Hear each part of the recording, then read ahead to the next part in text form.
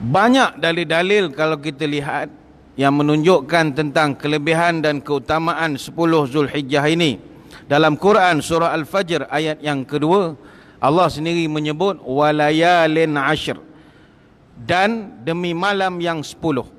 Kata para ulama, antaranya Ibn Rajab Al-Hambali, ketika dia menafsirkan ayat ini, kata dia yang dimaksudkan sebagai demi malam yang 10 adalah 10 hari Zulhijjah.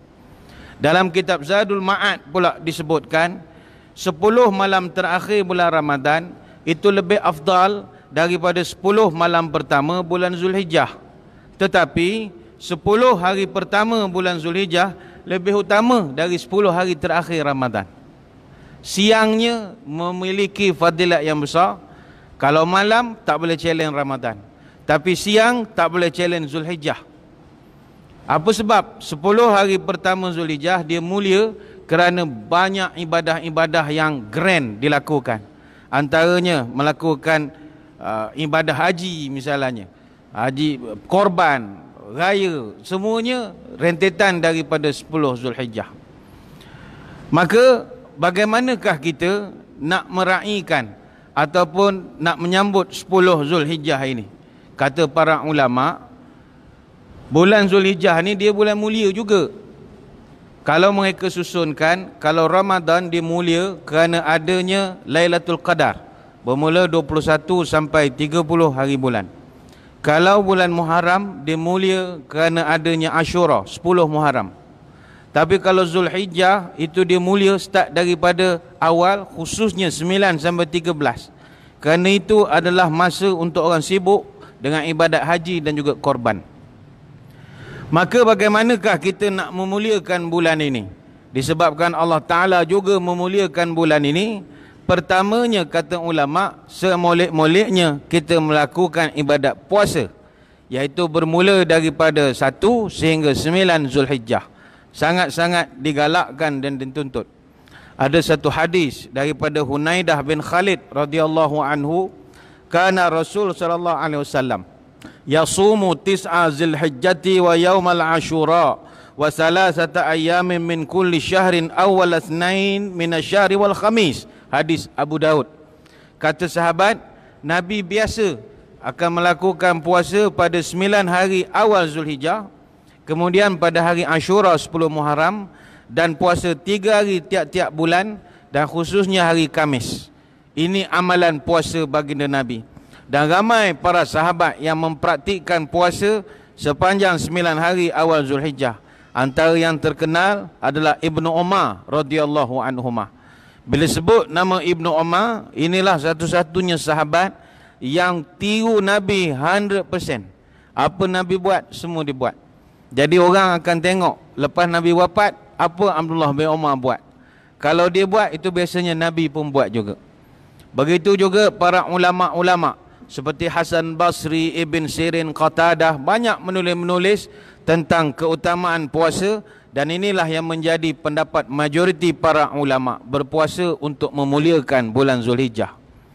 Yang kedua, kita digalakkan ketika bulan Zulhijjah ini, khususnya semasa Idul Adha, untuk melaksanakan takbir dan juga berzikir. Sunat kita mengerahkan suara ketika bertakbir, sama ada di masjid, di pasar ataupun di jalan raya. Sebab itu raya di Malaysia ni pelik. Idul Fitri disambut lebih meriah daripada Idul Adha. Padahal Idul Adha tu lebih besar rayanya berbanding dengan Idul Fitri. Sebab Idul Fitri takbirnya sekejap saja. Sebab itu kami para penceramah tiap-tiap tahun adalah TB-TB panggil buat rakaman takbir. Mana yang rajin pergilah. Dulu-dulu menteri ada, custom lah, immigration dia rajin pergilah. Tapi kami bila dah tiap-tiap tahun pergi, kadang TB ajak, Ustaz jom buat rakaman takbir raya. Takbir raya siaran Syawal, rakam bulan Rejab, gila tak gila. Rejab rakam dah takbir raya. Melompat roh balik kubur, terkejut agak. Dia, tapi kadang tak larat, kita tanyalah juga. Ini siaran takbir ni nak siar raya haji ke raya puasa? Kalau penerbit jawab siar raya puasa, tak berapa nak pergi lah. Kalau siar raya haji, nak pergi. Apa sebab? Raya puasa siaran dia sekejap. Dia start pada malam raya, dia pasang, itu pun bergilir dengan Perdana Menteri, dengan Menteri Kabinet, dengan Migration, dengan Custom, dengan Polis macam-macam. Nak nunggu ke muka kita tu payah juga. Kemudian pagi raya tu dia pasang lah sekejap. Lepas tu semayang raya tak ada kan lah. Jadi nak telefon ke mak suruh tengok pun tak dan. Tak sempat nak suruh tengok. Tapi kalau raya haji, suka. 3 hari dia pasang. Jadi 3 hari tengok muka sendiri dalam televisyen. Mau tak suka. Semua orang kawan-kawan tengok, muka awak ni takbir dalam TV ni. Tak apa, esok ada lagi. Boleh beritahu pula esok ada lagi. Sebab raya bulan Zulhijjah ini atau raya haji ini, dia istimewa. Cuma para ulama' dia membahagikan. Takbir ni ada 2 bangsa, 2 jenis. Satu takbir mutlak, satu takbir muqayyad. Takbir mutlak ini kita tak kaitkan dengan apa-apa waktu tertentu. Maksudnya kita boleh buat di pasar, di masjid, dalam kereta, di mana-mana saja. Ada takbir raya haji ini takbir muqayyad yang mana dikaitkan dengan waktu tertentu. Kebiasaannya dilakukan selepas solat berjemaah, solat fardu. Biasa masjid buatlah. Nanti 3 hari itu nanti kita akan buat. Habis sembahyang takbir dulu. Itu takbir muqayyad. Kalau takbir mutlak buat saja. Sambil-sambil beli duduk kedai mamak, takbir dulu. Allahu Akbar, Allahu Akbar, Allahu Akbar, Allahu Akbar, walillahil hamd. Mamak teh satu, dia hantar. Duduk sini, Allahu Akbar, takbir je kerja kita. Memuliakan. Puasa dalam malas, takkan takbir malas juga. Takbir saja, memuliakan bulan Zulhijjah ini. Bagi orang yang melaksanakan haji, takbir dia lain sikit lah. Yang ni tuan-tuan pergi haji, baru mengaji balik bab ni. Yang ketiga, dalam usaha memuliakan bulan Zulhijjah ini adalah menunaikan haji dan juga umrah. Haji dan juga umrah ini ditunaikan, orang dah start berada di sanalah. Dan bulan Zulhijjah terpilih sebagai bulan yang paling afdal sekali untuk melaksanakan 2 amalan ini. Yang keempat, memperbanyakkan amalan soleh seperti mana hadis daripada Ibnu Abbas radhiyallahu anhu. Ada beberapa hadis digalakkan bersedekah, digalakkan baca Quran, amal ma'ruf nahi munkar dan macam-macam. Kemudian selain itu digalakkan juga untuk bertaubat pada bulan Zulhijjah kerana dia penutup pada bulan Islam. Moga-moga masuk Muharram tidak buat lagi dah perangai-perangai tak senonoh itu. Digalakkan bertaubat. Dan yang keenam, berkorban. Yang ini kita nak garis bawahkan. Perkara yang kita digalak untuk lakukan bulan Zulhijjah ini dalam rangka memuliakan bulan Zulhijjah adalah melaksanakan ibadat korban. Hadirin hadirat sekalian, korban adalah salah satu ibadah tertua di dunia. Ibadat paling tua di dunia. Apa sebab?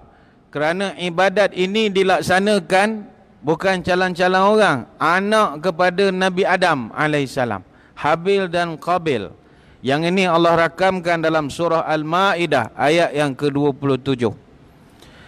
Ulama ada mengajarkan pada kita, ibadat yang kita lakukan ini ada 3 ibadat paling tua sekali.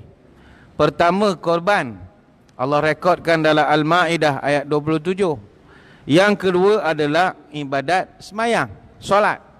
Semayang ni ibadah tua. Walaupun kita dengar ceramah Isra' Mi'raj, penceramah-penceramah bagi tahu arahan semayang diterima Isra' Mi'raj, tapi Isra' Mi'raj bukanlah arahan pertama semayang. Arahan tu dah lama dah. Cuma Isra' Mi'raj ni pelengkap. Pelengkap. Apakah yang melengkapkan arahan solat? Rukuk. Sebelum itu semayang tidak ada rukuk. Isra' Mi'raj kali pertama semayang ada rukuk. Sebab itu dalam Quran Allah rakamkan tentang bagaimana orang-orang dalam neraka sakar, mereka ini ditanya, kenapa mu tak semayang? Qalu lam nakum minal musallin. Surah Al-Muddathir ayat 40 sampai 43. Semayang ni benda lama. Bahkan kita rujuk arahan-arahan untuk semayang ini diturunkan kepada nabi-nabi yang dulu. Sebagai contoh, Nabi Ismail Allah arahkan semayang dalam surah Maryam ayat 55. Wa kana ya'muru ahlahu bis salati waz zakati wa kana 'inda rabbi mardiya. Dan Allah menyuruh supaya dia melakukan salat bersama keluarganya dan menunaikan zakat. dan dia adalah orang yang diredai di sisi Allah. Begitu juga Nabi Isa alaihissalam. Allah pun arahkan kepada Nabi Isa untuk melakukan semayang bersama dengan umatnya. Wa awsani bis salati waz zakati ma dumtu hayya wa ja'alani mubaraka aina ma kuntu. Surah Maryam ayat 31. Maka semayang ibadat yang tua, dia bukan ibadat yang baru. Seperti yang saya sebutkan tadi, Isra' Mi'raj adalah pelengkap kepada arahan semayang. Dalam kitab Hasyiatul Barmawi ada diceritakan Sayyidina Ali radhiyallahu anhu, dia ada menyebut li'anna umamas sabaqata lam yakun fi salatihim ruku'un. Umat-umat dahulu mereka semayang tidak ada rukuk. Maka kata Sayyidina Ali, awwala salatin raka'na fi'al usru. Semayang pertama yang kami semayang ada rukuk adalah semayang asar. Lantas Ali bertanya kepada Nabi, ya Rasulullah, ma hadha? Apa hal main bongkok-bongkok ni? Tak pernah pula kita buat bongkok-bongkok begini. Bihadza umirtu, kata Nabi, inilah hak saya diarahkan semalam. Maka sejak daripada itu diadakanlah rukuk. Nabi kalau tak ada semayang, dia nak duduk gua Hira, dia nak buat amalan apa? Semayang itulah yang dilakukan. Begitu juga Isra' Mi'raj, ketika dia berkumpul bersama para nabi di Baitul Maqdis, apa amalan mereka buat ramai-ramai? Semayang itulah. Jadi semayang ibadah tua.